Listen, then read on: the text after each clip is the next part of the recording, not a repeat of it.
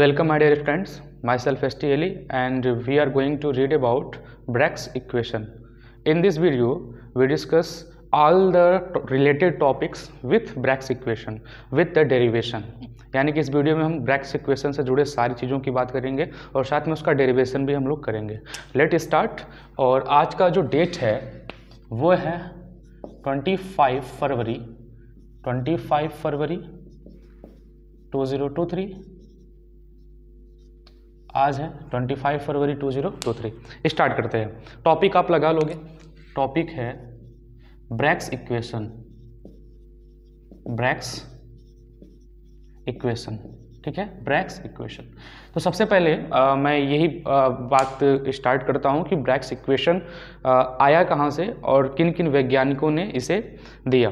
सबसे पहले अगर हम बात करें, मैंने जो कल आपको पढ़ाया था जिसमें हमने देखा था कि जो सॉलिड हैं, क्रिस्टलाइन सॉलिड हैं, वो मेनली 4 टाइप्स के थे और हमने उन चारों टाइप्स के बारे में स्टडी किया था. तो एग्जैक्ट मैंने वहाँ पर एक वर्ड यूज किया था कि जो क्रिस्टलाइन सॉलिड होते हैं उनके पास रिपीटिंग यूनिट होते हैं, उनको हम बार बार रिपीट करते हैं. यानी कि एक एग्जाम्पल भी मैंने दिया था कि जैसे अगर घर की दीवार बन रही है तो ईंटों को हम एक परत दर परत ऐसे आपस में सहेजते हैं और पूरा का पूरा दीवार बनता है. तो जनरली जितने भी क्रिस्टलाइन सॉलिड होते हैं उनके अंदर जो एटम है या फिर मॉलिक्यूल हैं एक रेगुलर पैटर्न में अरेंज्ड होते हैं और वह लेयर बाय लेयर होते हैं. मतलब एक लेयर, 2 लेयर, 3 लेयर ऐसे नीचे से ऊपर वह अरेंज होते हैं. ठीक है ना. तो सबसे पहले 1913 में दो वैज्ञानिक थे. 1913 में 2 वैज्ञानिक थे. एक वैज्ञानिक थे William Henry Bragg. William Henry Bragg के एक बेटे थे. इनके एक सन थे, एक बेटे थे.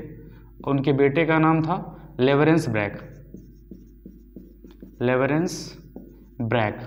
तो विलियम हेनरी ब्रैग और लेवरेंस ब्रैग जो कि इनके बेटे थे, ये फादर थे.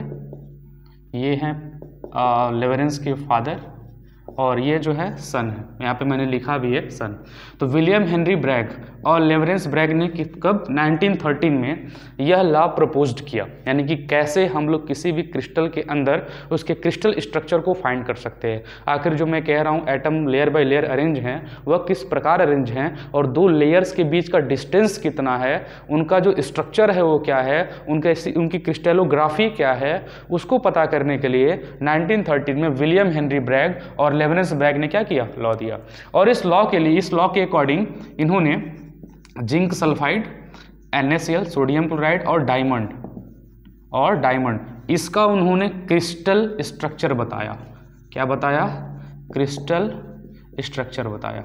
और इसके लिए दोनों को, यानी कि पिता और पुत्र, बेटे और बाप, यानी फादर और सन को, दोनों को एक साथ 1915 में नोबेल प्राइज दिया गया. क्या दिया गया? नोबेल प्राइज दिया गया. थोड़ा सा मैं इसका इंट्रोडक्शन बता रहा हूँ, फिर हम जनरली आगे बढ़ते हैं. क्या क्या चीज़ें हैं रिपीट कर देता हूँ फिर से. ब्रैग्स इक्वेशन 1913 में विलियम हेनरी ब्रैग और लेवरेंस ब्रैग ने प्रस्तुत किया. ठीक है, दोनों का रिश्ता बाप और बेटे का था और इन दोनों ने मिलकर एक साथ जिंक सल्फाइड, सोडियम क्लोराइड और डायमंड का क्रिस्टल स्ट्रक्चर फाइंड किया, जिसके लिए इन्हें 1950 में नोबेल पीस प्राइज दिया गया. तो अब ये है क्या, एडवांस ये क्रिस्टलोग्राफी मेथड है क्या, जिसे जनरली हम लोग एक्सरे डिफ्रैक्शन के नाम से जानते हैं. क्या बोलते हैं? मेथड का नाम है एक्सरे डिफ्रैक्शन. मैं यहाँ पे मेथड का नाम लिख दे रहा, जिस मेथड का यूज करके इन्होंने फाइंड किया था. क्या है? X ray diffraction. X ray diffraction. अब इसके अंदर होगा क्या, यहाँ पर हमने यूज किया है एक्सरे. हमने क्या यूज किया है? एक्सरे. अब एक्सरे क्या होता है आप सभी को पता है कि एक्सरे की डिस्कवरी रोएंटजन ने की थी और ये ऐसी लाइट है, ठीक है ना, जिसकी जो एनर्जी होती है वो ज़्यादा होती है, यानी वेवलेंथ कह सकते हो कम होता है. इसका जो लैम्डा जो होता है इसका लो होता है. अगर मैं इसकी फ्रीक्वेंसी की बात करूं, इसका जो फ्रीक्वेंसी होता है क्या होता है? हाई होता है. अब एक फार्मूला आप पढ़ते हो, एनर्जी इक्वल फार्मूला क्या होता है? H mu. इक्वल फार्मूला क्या होता है? H mu, where E is the energy of light, h is the Planck constant और म्यू जो है फ्रीक्वेंसी है. अगर मैं कह रहा हूँ म्यू की वैल्यू हाई है, अगर म्यू की वैल्यू हाई है तो यहाँ पे ई एच, अगर म्यू की मैं वैल्यू बोल रहा हूँ हाई है मतलब बहुत ज़्यादा है, तो जो एनर्जी होगी वो भी क्या होगी, हाई होगी। एनर्जी क्या होगी, हाई होगी। म्यू की वैल्यू ज़्यादा तो एनर्जी भी क्या होगी, ज़्यादा होगी। अगर एनर्जी ज़्यादा है किसी भी रे की, तो अगर हम उसे किसी पार्टिकल के ऊपर, किसी भी क्रिस्टल के ऊपर अगर हम इंसिडेंट कराते हैं तो वह उस क्रिस्टल के अंदर चली जाएगी।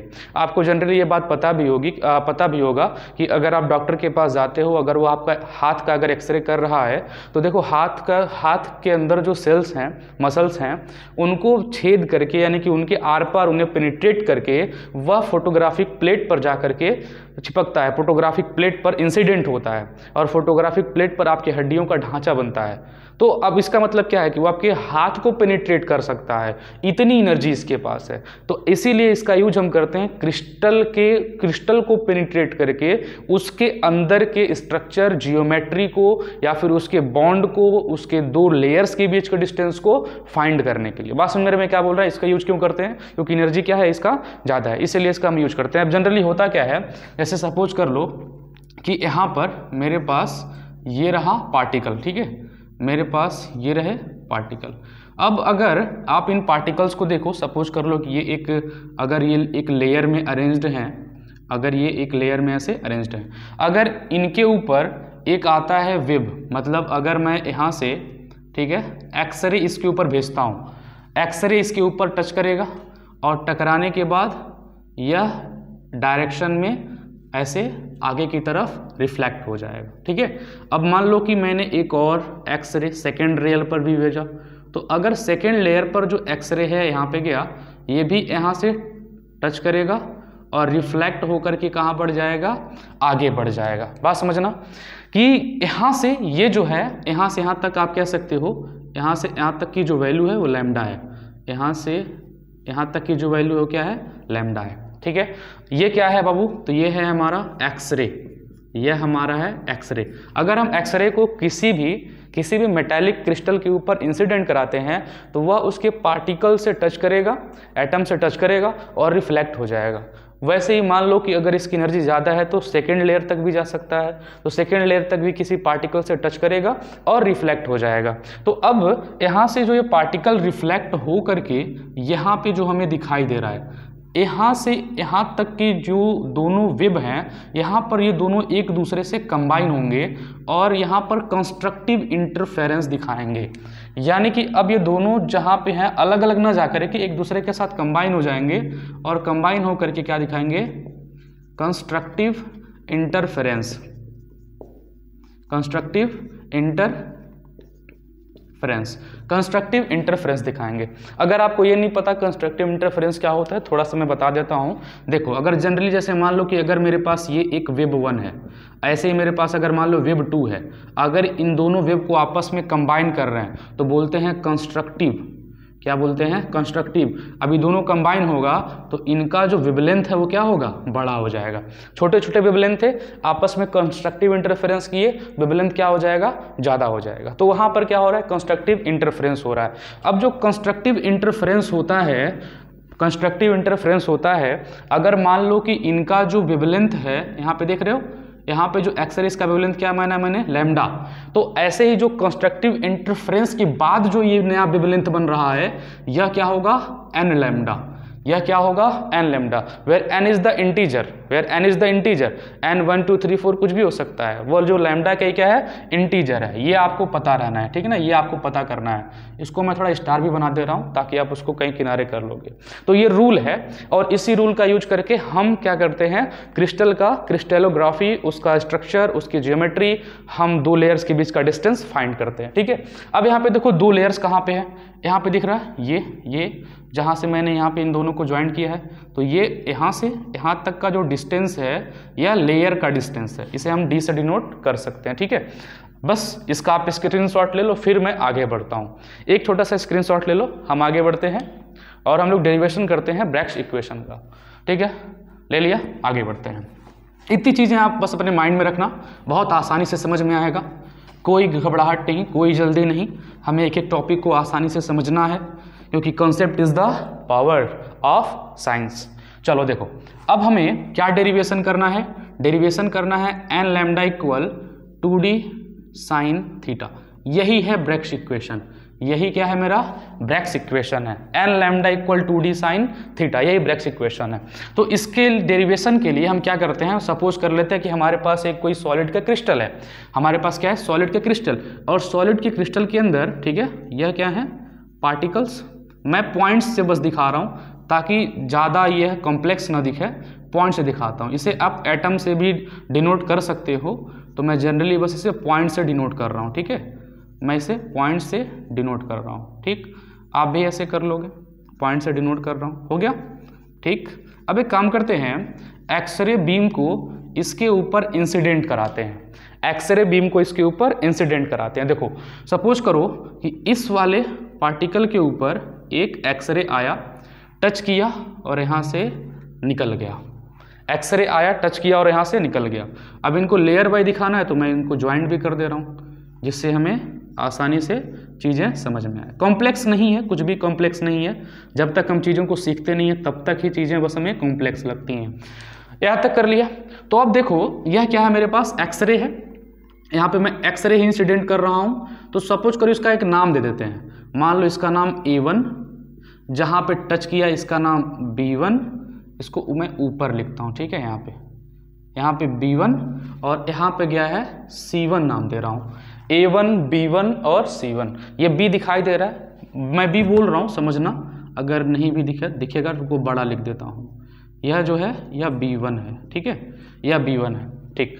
अब क्या होगा, यहाँ से यहाँ तक जो आया इसके बीच एक एंगल बनेगा, ठीक है, इंसिडेंट हो रहा है और रिफ्लेक्ट हो रहा है, ठीक है ना, तो यहाँ पे जो एंगल बनेगा उतने ही एंगल से रिफ्लेक्ट होगा, जितने एंगल पर वह इंसिडेंट होगा उतने ही एंगल पे वह रिफ्लेक्ट भी होगा।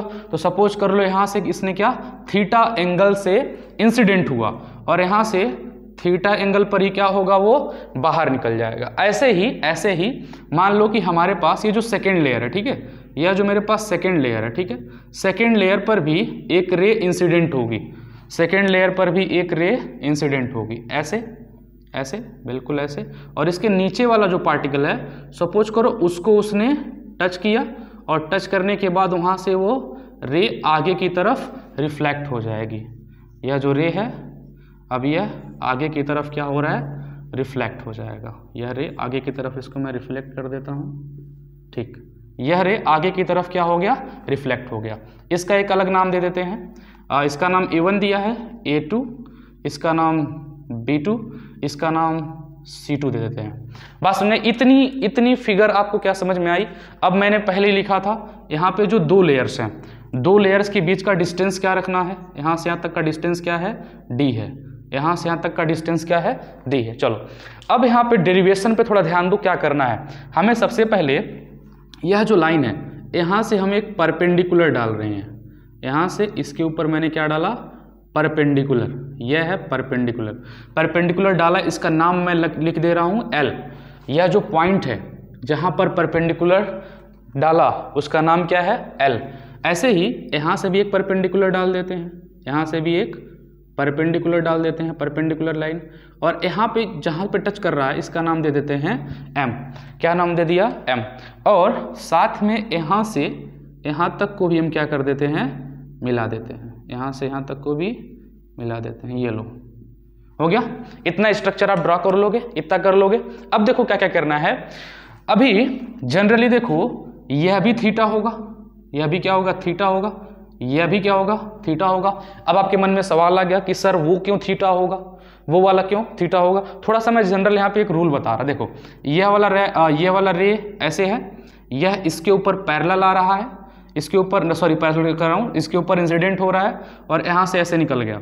ऐसे नीचे वाला भी है बाबू, ऐसे आ रहा है, इनके ऊपर टच कर रहा है, ऐसे निकल जा रहा है। थोड़ा देखो यहाँ से यहाँ तक का, यहाँ पे हमने परपेंडिकुलर इसको डाला और यहाँ से परपेंडिकुलर इसको डाला। थोड़ा देखो ये वाला जो एंगल होगा, मैं जो बना रहा हूँ, ये वाला जो एंगल होगा कितने डिग्री का होगा 90 डिग्री का होगा। क्यों? क्योंकि परपेंडिकुलर है, ये पूरा एंगल क्या होगा 90 डिग्री, यहाँ से यहाँ तक का क्या होगा 90 डिग्री होगा। अभी यहाँ से यहाँ तक का, सिर्फ यहाँ से यहाँ तक का हमने क्या माना हुआ है थीटा माना हुआ है।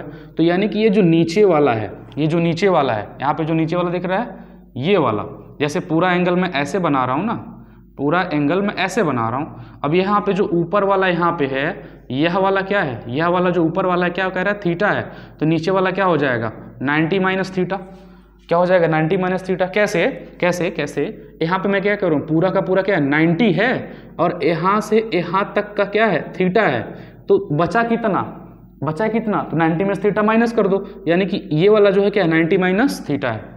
अगर ये वाला जो अपना है, ये वाला जो अपना है यह 90 माइनस थीटा है, ठीक है, 90 माइनस थीटा है, और हमने यहाँ से भी यहाँ पे एक परपेंडिकुलर डाला हुआ है, ठीक है, यहाँ से यहाँ तक परपेंडिकुलर डाला हुआ है, तो देखो ये परपेंडिकुलर है, ये परपेंडिकुलर है, यानी कि अब ये पूरा यहाँ से यहाँ तक क्या होगा 90 डिग्री होगा। बात समझो, यहाँ से यहाँ तक क्या होगा 90 डिग्री होगा। कैसे कैसे कैसे सर, ये लाइन ऐसे गया है, ये लाइन ऐसे गया है, ठीक है, यहाँ पे परपेंडिकुलर डाला है, तो क्या ये 90 नहीं होगा, ये 90 नहीं होगा, ठीक है। अब ये तो यहाँ पे जो परपेंडिकुलर मिलाया हुआ है इससे यहाँ तक, इसको क्या कर रहा है, दो पार्ट में डिवाइड कर रहा है, और अभी हमने इस वाले पार्ट का निकाला कितना 90 माइनस थीटा, इस वाले पार्ट का निकाला 90 माइनस थीटा, और ये पूरा क्या है 90, तो चलो इसका हमें फाइंड करना है,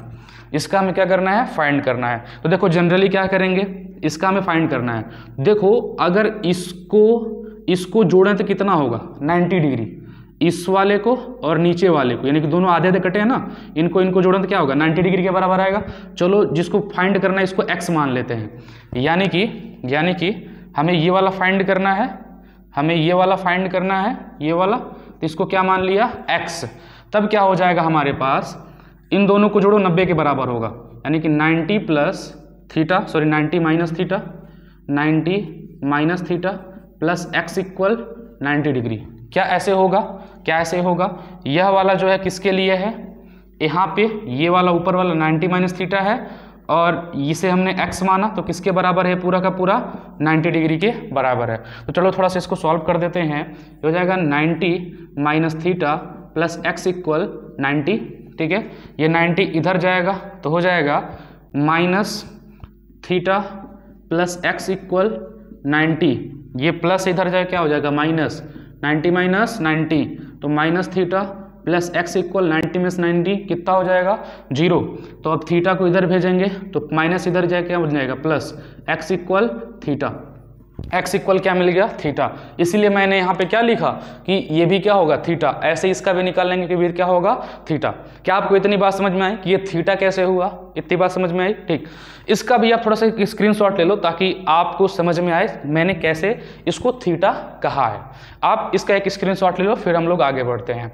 ले लिया स्क्रीनशॉट, ठीक। अब आगे बढ़ो, अब थोड़ा सा हम लोग अटेंशन थोड़ा ध्यान देते हैं फिर से फिगर की तरफ। अब इनके अंदर हमारे पास दो ट्रायंगल बने हैं, दो ट्रायंगल बने। थोड़ा एक जनरली यहाँ पे एक चीज़ देखो, यहाँ पे यह यहाँ से यहाँ आया है और मैंने इसके ऊपर परपेंडिकुलर कर दिया है, ये परपेंडिकुलर है, यानी कि इसका डिस्टेंस और इसका डिस्टेंस यहाँ तक क्या है सेम है। ऐसे ही इसका डिस्टेंस यहाँ तक क्या है सेम है, बस एक्स्ट्रा डिस्टेंस क्या है ये और ये है, तो हमें यही एक्स्ट्रा डिस्टेंस पता करना है। तो यहाँ पे देखो एक ट्रायंगल बना, ये ट्रायंगल बना B1L B2। इन ट्रायंगल, किसी एक ट्रायंगल को उठाते हैं, इन ट्रायंगल B1L और B2, ये वाला है B1L B2। अब इस ट्रायंगल को मैं यहाँ पे ड्रा कर दे रहा हूँ, इस ट्रायंगल को मैं यहाँ पे ड्रा कर दे रहा हूँ, ठीक है। ये कुछ ऐसा है, यह जो एंगल है 90 डिग्री का है, इसका नाम क्या है B1L और इसका नाम क्या है B2। इसको थोड़ा मैं सीधा कर देता हूँ, सीधा कर देता हूँ ताकि आपको समझ में आए ये कैसा है, ठीक है। ये ऐसा है, ये रहा, ये क्या है B1 है, ठीक है, यह क्या है L है, यह क्या है B2 है। अभी यहाँ पे देखो यहाँ से यहाँ तक का डिस्टेंस क्या है D, तो यानी यहाँ से यहाँ तक का डिस्टेंस क्या है D, तो यह डिस्टेंस क्या है D, यानी यह जो हाइपोटेन्यूस इसका डिस्टेंस क्या है D है। और यह जो एंगल है यह वाला एंगल क्या है थीटा है, यह वाला एंगल क्या है थीटा है। तो अब हम ये क्या फाइंड करना है, हमें LB2 का डिस्टेंस फाइंड करना है, हमें यहाँ से यहाँ तक का क्या फाइंड करना है डिस्टेंस फाइंड करना है, यानी कि हमें LB2 फाइंड करना है। ये थीटा के जो सामने वाला, थीटा का जो सामने वाला जो लाइन होता है वो परपेंडिकुलर होता है। थीटा का अगर मान लो ऐसे कोई 90 डिग्री का ट्रायंगल है, कह दिया थीटा है, तो थीटा का सामने वाला क्या होता है, मेरा परपेंडिकुलर होता है। तो आप जनरली अगर जानते हो साइन थीटा बराबर क्या होता है, साइन थीटा बराबर क्या होता है, यहाँ पे मैं लिख दे रहा हूँ, शायद इधर ना दिख रहा हो। साइन थीटा बराबर क्या होता है, परपेंडिकुलर अपॉन हाइपरटेनियस। साइन थीटा बराबर क्या होता है, परपेंडिकुलर अपॉन हाइपरटेनियस। तो जो परपेंडिकुलर अपॉन हाइपरटेनियस है, थोड़ा वैल्यू रख के देखो, साइन थीटा इक्वल परपेंडिकुलर, मैंने कहा थीटा के सामने वाला परपेंडिकुलर, ये क्या है, LB2, यह क्या है, LB2। नीचे कौन है, हाइपरटेनियस कौन है, B1 B2, हाइपरटेनियस कौन है, B1 B2। ये क्या हो जाएगा, sine theta equal LB2। LB2 कहाँ गया, इसकी वैल्यू हमें पता नहीं है, तो इसकी वैल्यू पता करनी है, LB2। B1 B2 की वैल्यू क्या है, D है, B1 B2 की वैल्यू D है। D को इधर भेजो तो क्या हो जाएगा, हो जाएगा LB2 equal D sine theta, LB2 equal D sine theta. LB2 equal क्या आ गया, D साइन थीटा, यहाँ पे दिख रहा है LB2 इक्वल क्या आ गया, D साइन थीटा। बात समझ में आई। इस पॉइंट को आप गेट कर लो, कैसे हमने लाया, यानी कि इसकी जो वैल्यू है वो क्या है, इसकी जो वैल्यू है क्या है, D साइन थीटा है, वैल्यू क्या है, D साइन थीटा है। अब यहाँ पे ऐसे ही इस वाले के लिए अगर हम लोग निकालेंगे सेम पूरा रूल यही लगा के, इसकी भी वैल्यू क्या आएगी, इसकी भी वैल्यू आएगी D साइन थीटा आएगी, क्या आएगी, D साइन थीटा आएगी। अब यहाँ पर हो रहा था कंस्ट्रक्टिव इंटरफेरेंस, मैंने कहा यहाँ पे क्या हो रहा था, कंस्ट्रक्टिव इंटरफेरेंस। इसकी वैल्यू क्या है, n लैम्डा, मैंने बताई थी वैल्यू क्या रखेंगे, n लैम्डा। n जो है वहाँ पे डिफ्रैक्शन ऑर्डर यहाँ पे बोलेंगे, और वह जो है इंटीजर ही है, n इंटीजर है, डिफ्रैक्शन ऑर्डर से उसे हम डिनोट करेंगे। तो अब यही एक्स्ट्रा हमारे पास लेंथ है जो इस वाले को कवर करना पड़ रहा है। ये तो ठीक जा रहा है, लेकिन इस वाले को यही एक्स्ट्रा हमें क्या करना पड़ रहा है, कवर करना पड़ रहा है। तो यानी कि अगर L से M तक का डिस्टेंस हम फाइंड करें, LM फाइंड करें, क्या फाइंड करें, LM के बीच का डिस्टेंस, तो LM इक्वल क्या होगा, हो जाएगा LB2 प्लस B2M, यहाँ पे दिख रहा है LB2 प्लस B2M, तो LM इक्वल क्या हो जाएगा, LB2 क्या है, D साइन थीटा, ये भी क्या है, D साइन थीटा, तो ये हो जाएगा LM equal 2D sine theta, ये क्या हो जाएगा, LM equal 2D sine theta. अब जहाँ पे कंस्ट्रक्टिव इंटरफेरेंस होता है वहाँ पर हम उस वेब के लिए हम वैल्यू फाइंड करते हैं लैम्डा का, तो होता है n लैम्डा, यही एक्स्ट्रा है, यानी कि ये उसके साथ जाके कंबाइन होगा और ये रे आगे बढ़ेगी, यानी कि LM जो है वो n लैम्डा के क्या हो जाएगा, बराबर, यानी कि यहाँ पे जो LM हो जाएगा वो जाएगा n लैम्डा, ठीक है। कंस्ट्रक्टिव इंटरफेरेंस में यहाँ पे लिख रहा हूँ कंस्ट्रक्टिव इंटरफेरेंस, ठीक है। अब यहाँ पे क्या मिल गया, n lambda, n lambda equal LM, तो यहाँ से हमें मिल गया n lambda equal 2D sine theta, n lambda equal 2D sine theta, ठीक है। n lambda equal 2D sine theta. Theta क्या है, थीटा वह एंगल है जिस पर वह इंसिडेंट हो रहा है। D क्या है, दो लेयर्स के बीच का डिस्टेंस है। n क्या है, n को हम बोलेंगे डिफ्रैक्शन ऑर्डर, इसे बोलेंगे n जो है, जो यहाँ पे n है ये है डिफ्रैक्शन ऑर्डर, ठीक है, यह जो है डिफ्रैक्शन ऑर्डर है। लैम्डा वेवलेंथ होता है, आप जानते ही हो, लैम्डा जो है वो वेवलेंथ है, d जो है दो लेयर्स के बीच का डिस्टेंस है, थीटा जो है जितने एंगल पर वह इंसिडेंट हो रहा है। तो माय डियर स्टूडेंट, मैंने यह कोशिश किया कि मैं पूरे इस ब्रैग्स इक्वेशन के छोटे से छोटे टॉपिक को आपको बहुत अच्छे से समझा सकूं, इसलिए मैंने ब्रैग्स इक्वेशन के इस पूरे डेरिवेशन को पॉइंट बाय पॉइंट आपको समझाया। आपको ये वीडियो कैसा लगा आप कमेंट बॉक्स में कमेंट करोगे। और यही बच्चों हमारा क्या है, ब्रैग्स इक्वेशन है। दो वैज्ञानिक थे, विलियम हेनरी ब्रैग्स और हमारे पास लॉरेंस ब्रैग, जो उन दोनों वैज्ञानिकों ने मिलकर के दिया था। और इसे हम क्रिस्टलोग्राफी में यूज करते हैं, क्रिस्टल के अंदर उसके स्ट्रक्चर को फाइंड करने के लिए, उनके बीच के लेंथ को फाइंड करने के लिए। और एक छोटी सी चीज़ और मैं बता दे रहा हूं कि कहीं पर आपको दे देता है कि आपको ये फार्मूला अप्लाई करना होगा और वहां से रेडियस बताना होगा एटम का। तो यहाँ पे जो d है, d जो है यह 2r के बराबर होगा। यहाँ पे जो r होगा, r जो होगा वह रेडियस ऑफ एटम होगा।